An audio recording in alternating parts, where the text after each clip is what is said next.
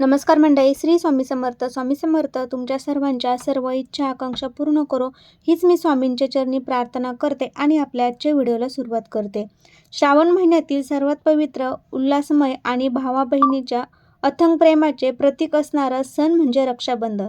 हा सण दरवर्षी श्रावण महिन्याच्या पौर्णिमेच्या पावन तिथीला अत्यंत उत्साहात साजरा केला जातो. यंदा म्हणजे 2026 मध्ये रक्षाबंधन कोणत्या दिवशी आहे? राखी बांधण्याची सर्वात अचूक आणि एकदम योग्य वेळ कोणती आहे? या दिवशी भद्रकाळ कधी सुरू होत आहे, कधी संपत आहे? त्याचबरोबर यंदाच्या रक्षाबंधनला चंद्रग्रहण आहे, तर चंद्रग्रहण असेल तर काय करावे? वेद आणि नियम पाळावे की नाही? आणि सर्वात महत्त्वाचे म्हणजे यंदा रक्षाबंधनला माहेरहून परत येताना या 3 वस्तू आणू नका, कारण जर या 3 वस्तू आपण घरी घेऊन जर आलो तर आपल्या पतीच्या आयुष्यावर, आरोग्यावर, प्रगतीवर मोठे संकट ओढवू शकते, असे शास्त्रात सांगितले जाते. आपल्या या विशेष आणि सविस्तर व्हिडिओमध्ये आपण या सर्व विषयाबद्दल अगदी अचूक माहिती बघणार आहोत. त्यासाठी व्हिडिओ स्किप न करता शेवटपर्यंत नक्की बघा.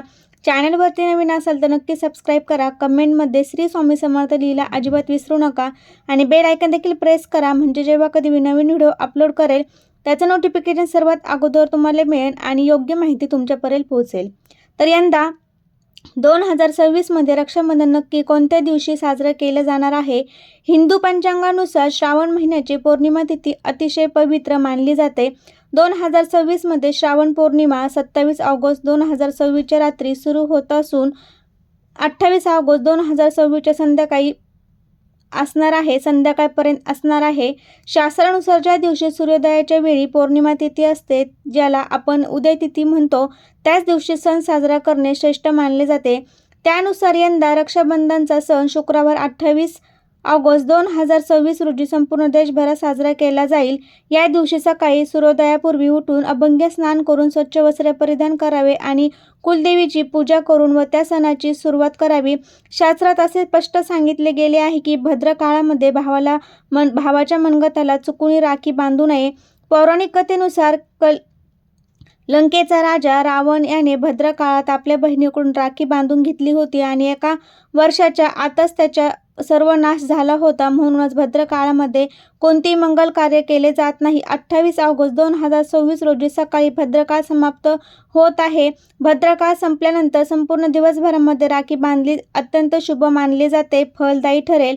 त्यामध्ये आपल्याला 1.5 तासांचा हा राहुकाळ असतो. या राहुकाळ आपल्याला टाळून तुम्हाला राखी जी आहे तर ती आपल्या भावाला बांधायची आहे आणि नंतर राहुकाळ टाळल्यानंतर संपूर्ण दिवसभरामध्ये तुम्ही जेव्हा कधी राखी बांधेल तेव्हा सुद्धा चालू शकते. म्हणून सर्वांनी भद्रकाळाची वेळ जी आहे तर ती पाळायची आहे. राहुकाळाची वेळ जी आहे तर ती पाळायची असते. त्यासोबत आपल्या भावाला उदंड आयुष्य लाभावं आणि दीर्घ आयुष्य लाभावं, संकटे दूर व्हावे अशी प्रार्थना करायची आहे. आता सकाळी तुम्हाला जी राखी बांधायची आहे, शुभ मुहूर्त असणार आहे तर तो सकाळी 6:30 वाजल्यापासून ते 8:30 वाजेपर्यंत असणार आहे. त्यानंतर तुम्ही दुपारी देखील राखी बांधू शकता. 2 ते आपल्याला 1.5 तासांचा राहुकाळ असतो, त्या सोडून तुम्ही ही राखी बांधू शकता.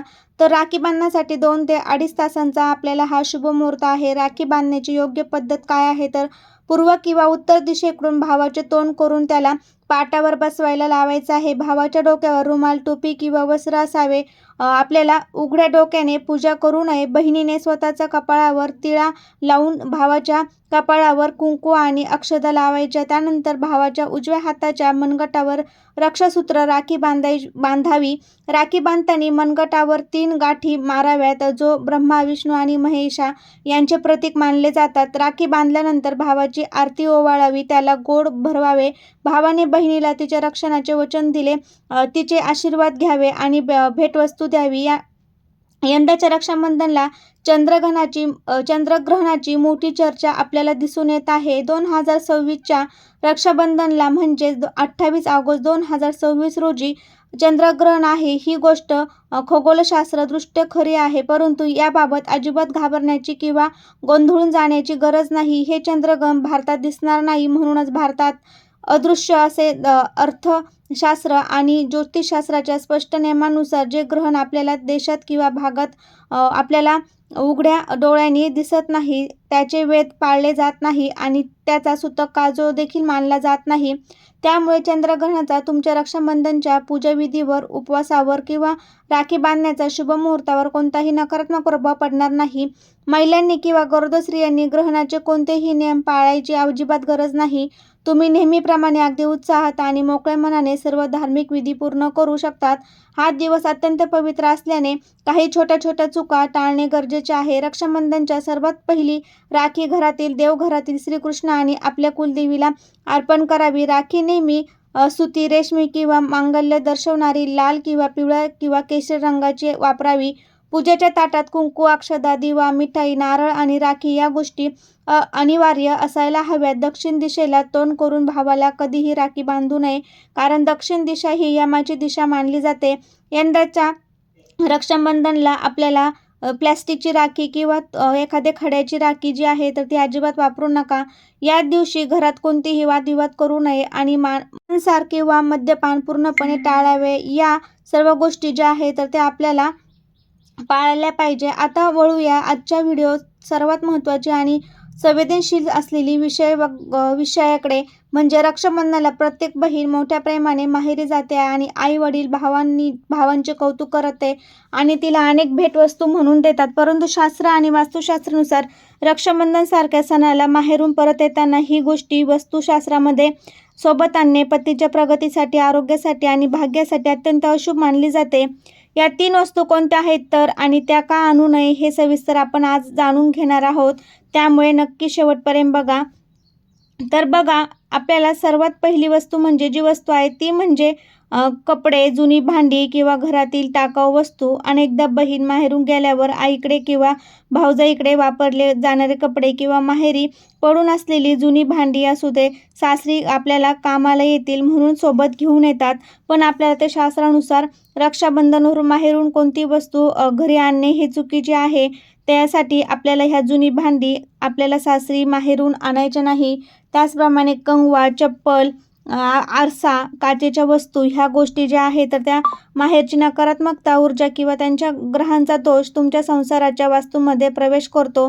याचा थेट परिणाम तुमच्या पतीच्या आर्थिक स्थितीवर होतो.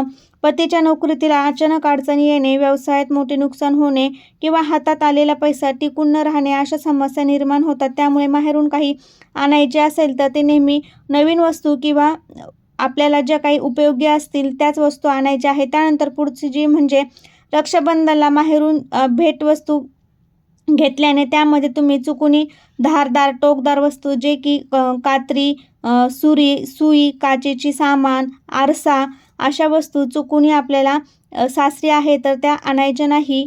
वास्तुशास्त्रानुसार माहेरून आणलेल्या धारदार वस्तू संसारात आपल्याला घरात ठेवल्यास पती-पत्नींमध्ये प्रेमात दुरावा निर्माण होतो आणि कौटुंबिक क्लेश वाढतो. याशिवाय पतीच्या डोक्यावर सतत मानसिक ताण राहतो आणि याचाच आयुष्यात अचानक अपघात किंवा आरोग्याच्या गंभीर समस्या उद्भवतात किंवा धोका वाढतो. हे पतीच्या प्रगतीचा मार्ग रोखून धरत असते. त्यामुळे ह्या आपल्याला वस्तू ज्या आहेत तर त्या आणायच्या नाही. घड्याळ किंवा बिघडलेले इलेक्ट्रिक सामान अनेकदा माहेरून आपण आणत असतो, ते देखील आपल्याला आणायचे नाही. छोटे इलेक्ट्रिक सामान आपण सासरी दुरुस्त करण्यासाठी किंवा वापरण्यासाठी घेऊन येतो. परंतु रक्षाबंधनला माहेरून बंद पडलेले घड्याळ आणणे म्हणजे पतीच्या आयुष्यात प्रगतीचा काळ स्वतःहून थांबवण्यासारखे आहे. घड्याळ हे काळ, वेळ आणि भाग्याचे प्रतीक मानले जाते. माहेरून बंद घड्याळ आणल्याने पतीचे नशीब मंदावते. कामाच्या ठिकाणी सहकार्याशी किंवा वरिष्ठांशी विनाकारण वाद होतात. पतीच्या आयुष्यात अचानक मोठे आर्थिक आणि शारीरिक संकट उभे राहतात. त्यामुळे ह्या गोष्टी देखील आपल्याला आणायच्या नाही. आंबट वस्तूची, आंबट म्हणजे लोणचं वगैरे हे देखील आपल्याला आई माहेरून देत असते, ते देखील आपल्याला आणायचे नाही. कंगवा, चामड्याच्या वस्तू, चप्पल वगैरे हे दारिद्र्य असते तर ते देखील आपल्याला माहेरून आणायचे नाही. अशा ह्या वस्तू आपल्याला रक्षाबंधनच्या दिवशी माहेरवरून चुकूनही घेऊन यायच्या नाहीत, नाहीतर त्याचे वाईट परिणाम जे आहेत तर ते आपल्या पतीला भोगावे लागतात. तर अशा प्रकारे संपूर्ण माहिती मी तुम्हाला आजच्या व्हिडिओमध्ये दिलेली आहे. तर कसा वाटला व्हिडिओ ते कमेंटद्वारे नक्की सांगा. तुम्हाला जर व्हिडिओ आवडला असेल तर तुमच्या मित्रपरिवारामध्ये शेअर करा. श्री स्वामी समर्थ. धन्यवाद.